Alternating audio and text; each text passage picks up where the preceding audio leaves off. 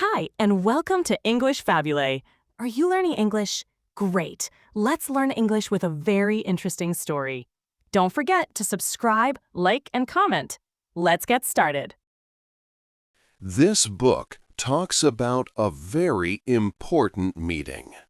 On October 31st, 2025, the leader of China, President Xi Jinping, met with the new leader of Japan.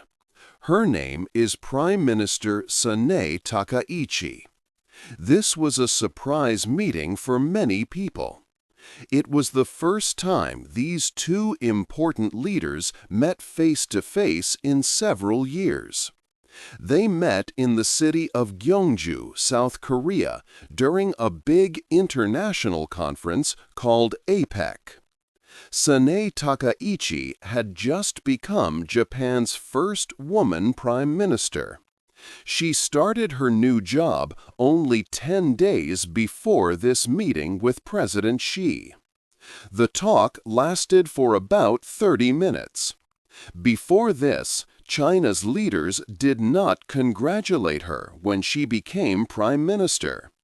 This was a clear change from how they greeted previous Japanese leaders, showing a big shift in how the two countries were acting.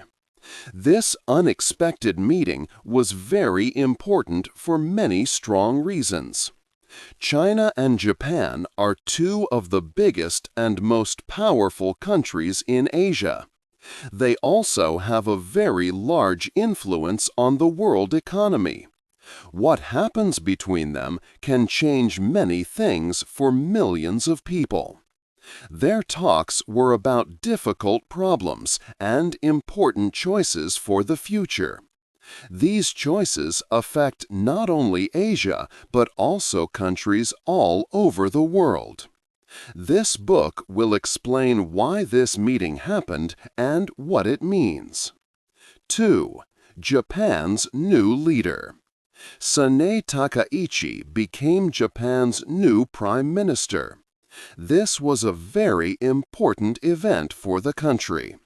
She took her new job on October 21, 2025. She made history because she is the first woman to ever lead Japan as prime minister. Her appointment brought new attention to Japan's place in Asia. Her life story is quite different from many other top Japanese leaders. Sanae Takaichi was born in 1961 in Nara Prefecture. Her family was not rich or powerful. Her father worked in an office, and her mother served as a police officer. This modest background differs from many older leaders. Before she started in politics in the 1990s, she worked as a television host. She also had a surprising hobby. She played drums in a heavy metal band known for her powerful drumming. These details made her seem very different from traditional politicians. In her political career, she was a supporter of the late Prime Minister Shinzo Abe. She held several important government jobs. She greatly admired Margaret Thatcher, a former Prime Minister of Britain, known as the Iron Lady. Sanae Takaichi often wears blue suits, much like Thatcher did. Because of her strong beliefs and firm style, people in the media started calling her Japan's own Iron Lady. Sanae Takaichi has very strong and clear ideas about China. She has often spoken about what she sees as a China threat. She believes that China's actions can make the region unstable. She is known for her tough stance and her focus on Japan's security and national interests. These strong views are key to understanding her approach to international relations, especially with Japan's large neighbor. She became the leader of the Liberal Democratic Party, or LDP, Japan's main conservative party. This happened after the LDP made an agreement with another party, the Japan Innovation Party. The earlier government had faced some political problems, leading to the need for a new leader. In the vote held in the parliament, Sanae Takaichi received 237 votes. This was more than half of the votes needed in the 465-seat lower house. With this, she secured her position as the new Prime Minister of Japan. Her journey to power marks a significant moment for Japan's political landscape. 3. The Big Meeting. The big meeting began. Japan's new Prime Minister, Sanae Takaichi, met with China's President Xi Jinping. Their discussion lasted about 30 minutes. This was an important event for both countries, showing a new willingness to talk. They met in South Korea during a large economic summit. Both leaders spoke of wanting a better relationship. They agreed to build a mutually beneficial relationship based on common strategic interests. This meant they would work for constructive and stable ties. They knew good relations would help both peoples and the wider world. Prime Minister Takaichi was direct about difficult issues. She spoke clearly about concerns for Japan. First, she mentioned the disputed islands in the East China Sea, called the Senkaku Islands by Japan. Next, she talked about China's limits on rare earth elements, vital for modern products. She also raised worries about Japanese people held in China. Takaichi spoke about her unease regarding the South China Sea, Hong Kong, and the Xinjiang region. She asked China to resume buying Japanese seafood and beef. She also wanted China to lift trade rules on products from 10 Japanese prefectures. When the talk came to Taiwan, Takaichi stated that good relations across the Taiwan Strait were very important for regional peace and security. Japan wants stability there. President Xi Jinping then shared his 5 main ideas for future relations. 1. He said they should honor important political agreements. 2. He wanted more cooperation in advanced manufacturing, the digital economy, green development, and finance. 3. He hoped for more understanding through exchanges. 4. He suggested enhancing cooperation to build an Asia-Pacific community. 5. He stressed managing differences carefully. President Xi also hoped Japan's new government would develop a correct perception of China and remain committed to peace, friendship, and cooperation. This meeting covered serious topics, highlighting both challenges and hopes for Japan-China relations. 4. A big problem, Taiwan. Right after the important meeting between Prime Minister Takaichi and President Xi Jinping, something unexpected happened. On November 1 and 2, Prime Minister Takaichi met with Taiwan's presidential advisor, Lin Hin-ee. These meetings happened in South Korea at the same Asia-Pacific Economic Cooperation (APEC) summit.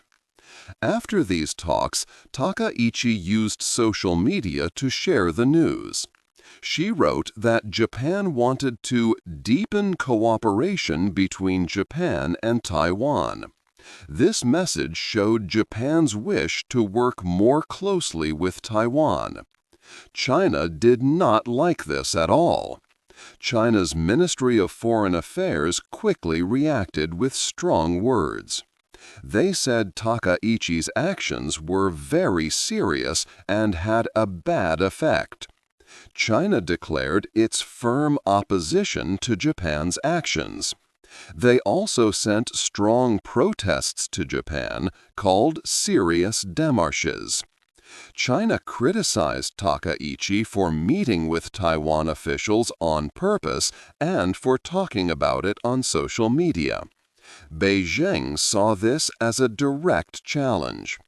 This event immediately showed a big problem in the relationship between Japan and China. The two leaders had just agreed to try and have good discussions and work for each other's benefit. But Prime Minister Takaichi's public support for Taiwan went directly against China's very strong beliefs.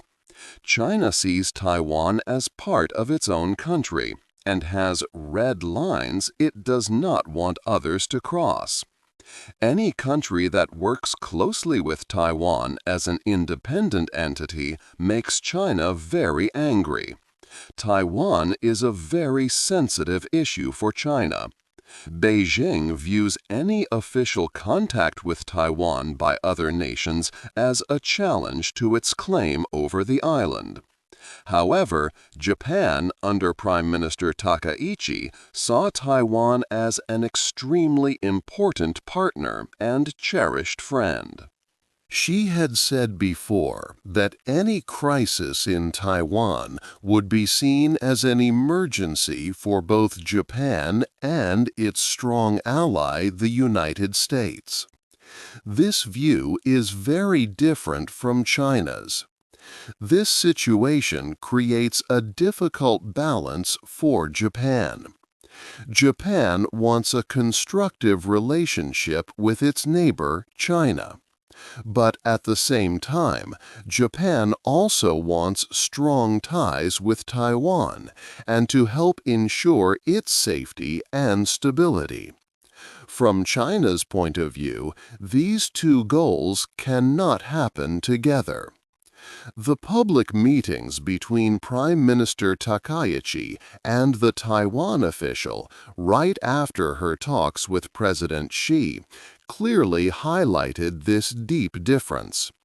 It showed that the serious problem of Taiwan was still very much alive, making the future of the Japan-China relationship very uncertain and complicated. 5. The USA and the meeting. The United States of America also played a part in the big meeting in Yeongju. President Donald Trump was at the APEC summit in South Korea, but he left the meeting early. Before he left, President Trump had his own meeting with China's leader Xi Jinping. This meeting between President Trump and President Xi was about trade. They talked about important things like tariffs and rare earth minerals. Tariffs are taxes on goods from other countries. Rare earth minerals are special materials used in many modern products, like phones and computers. China has a lot of these minerals. President Trump and President Xi made a deal. The USA agreed to lower some tariffs on Chinese goods. For example, tariffs on certain imports from China went down from 20% to 10%. In total, American tariffs on Chinese goods went from 57% to about 47%. China, in return, made some promises. China said it would pause new limits on rare earth minerals for 1 year. China also agreed to buy more soybeans from American farmers. This trade agreement between the USA and China was very important. It showed that the two biggest economies in the world could make deals. However, this situation made things complicated for Japan. When the USA makes its own deals with China, it can affect other countries. President Trump focused on what was good for America. Japan has a very strong friendship and alliance with the United States. This alliance is important for Japan's safety. But when the USA and China make agreements on their own, it can put Japan in a difficult position. Japan also has trade issues and security concerns with China. So, the relationship between the USA and China creates a complex situation for Japan. Japan needs to manage its ties with both powerful countries carefully. 6. Why did the leaders meet? The meeting between China's leader Xi Jinping and Japan's new Prime Minister Tsunai Takaichi was a significant event. Many people wondered why China agreed to it. It was a surprise because before Takaichi became Prime Minister, China had not even sent her public congratulations. This was very different from how they greeted the leader before her. Tsunai Takaichi was well known for her strong opinions about China. She often talked about a China threat, believing China's actions made the region less stable. She led a conservative group in Japan. Her views were clear, and China knew she would be a tough person to negotiate with. China also seemed to be testing Japan's new government from the start.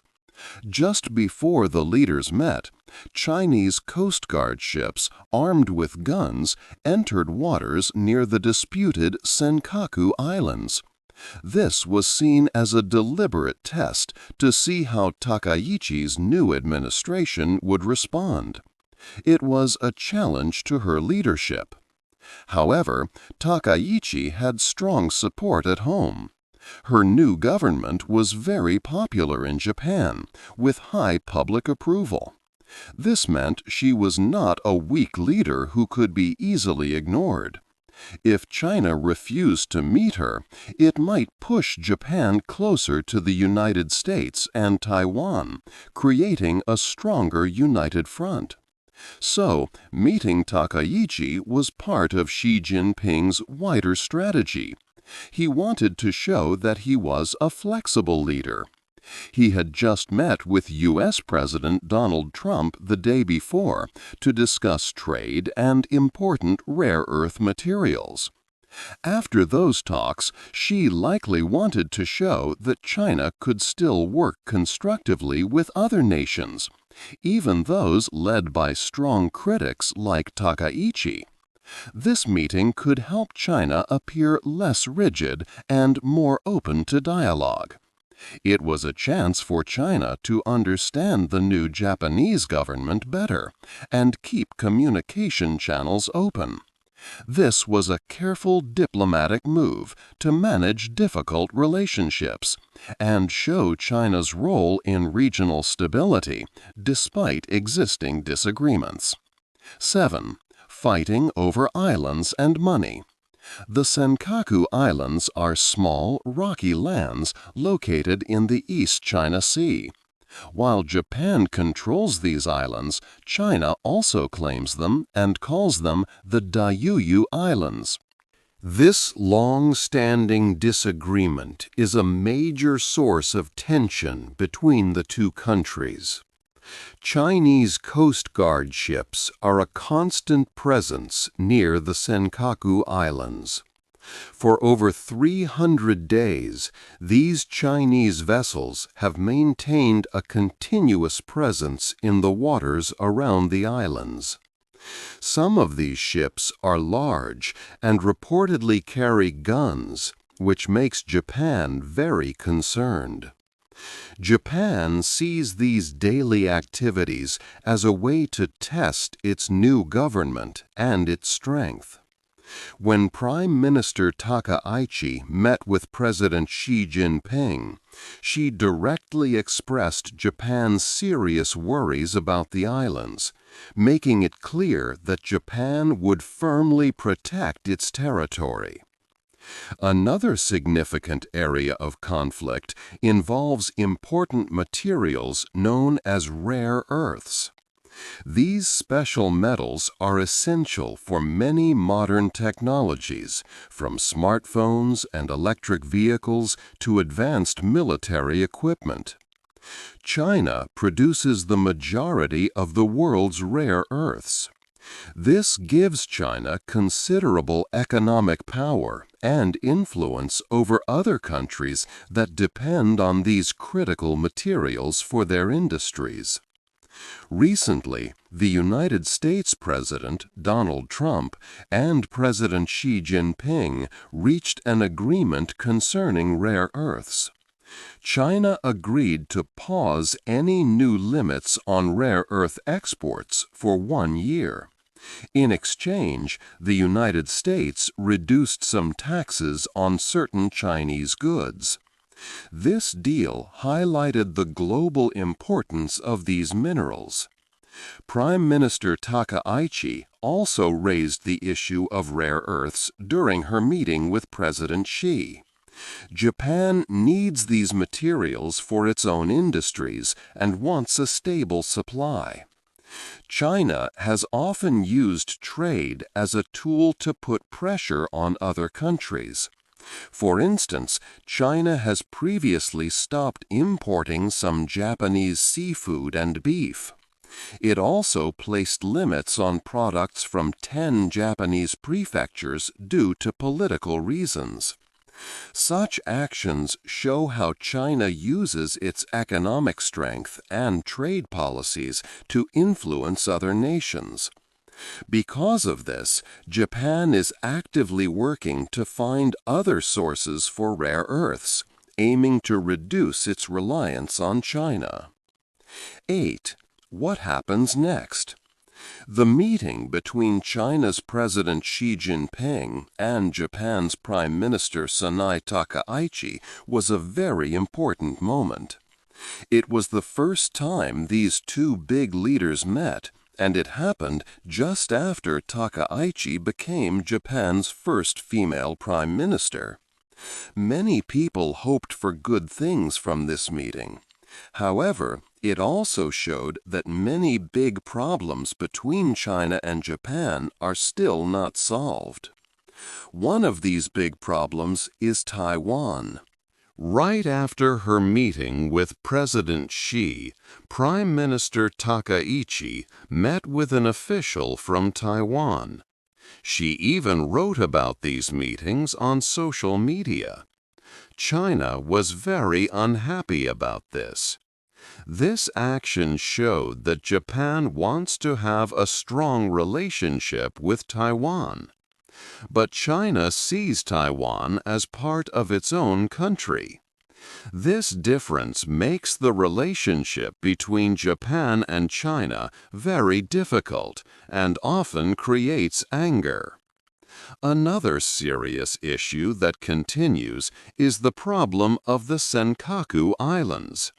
These islands are small, but both countries claim them. Chinese ships are often seen near these islands, sometimes every day.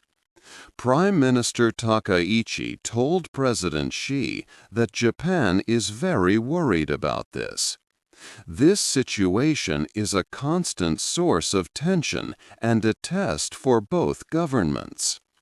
Trade and money also play a big part. Prime Minister Takaichi spoke about important materials called rare earth elements.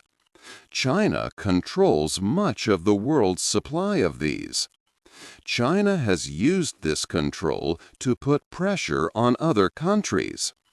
The United States, led by President Donald Trump, also has its own talks with China about trade and tariffs. President Trump's focus on American trade deals adds another layer of complexity to the region. This means Japan must think carefully about its own trade and alliances. The future of the Asia-Pacific region, where these countries are, is very uncertain. There are many different ideas about how the region should work. Each country wants what is best for itself. There are many disagreements over who owns what land and how trade should happen. The meeting showed that leaders can talk even when there are deep problems. This talking is good, but it is also very fragile. It means that small problems can quickly become big ones. The path ahead for Japan and China, and for the whole region, is not clear. What do you think will be the biggest challenge for Japan and China in the coming years? Hey there! Just a second before you go. If you learned something new today, please give this video a like, write your thoughts in the comments, and subscribe to the channel. It only takes a second, and it really, really helps to create even better English videos for you. Your support means the world. Thank you.